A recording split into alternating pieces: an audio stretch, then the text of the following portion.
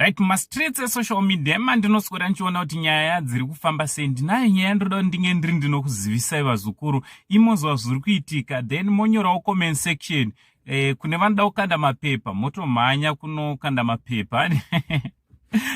So listen, kana uri munyowani paSaint TV, aiwa mukana uchiripo kuti subscribe handiti mahara wabaya subscribe button rako wotena on your notification bell kuitira kuti every time we upload a video you will be notified. Ndichitoti zviri kudi kwese kwamuri vazukuru vasekuru Saint. Thanks very much for your unwavering support.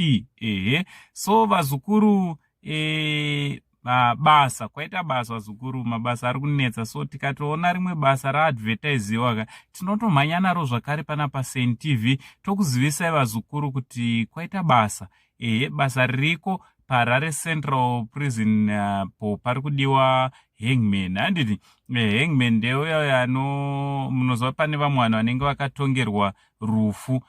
So hangman basa rake ndiye anenge achizosvitsa vanhu ivavo parufu rwacho.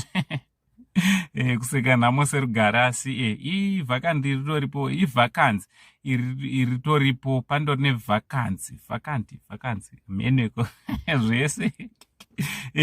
So iwe kana uchiziva kuti une zvivindi zvekuzviita, aiwa enda unokanda mapepa ako, mhanya muzukuru paHarare Central Prison, basa ritoripo izvozvi.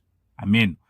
Mabasa avo anenge ari right here kana kuti asi right vazukuru, ende munozvionawo sei vazukuru basa rekuhenga vanhu, though vane mhosva dzavo dzavanenge vakapara, but iwewe wozonzi ndiwo unovapedzisa. Amen. Ngataura necomment section kuti unofungei nezvebasa ramuka. Basa ramuka. From Uncle Zaid, the only Zimbabwean Uncle Paris Nonchiti, much love.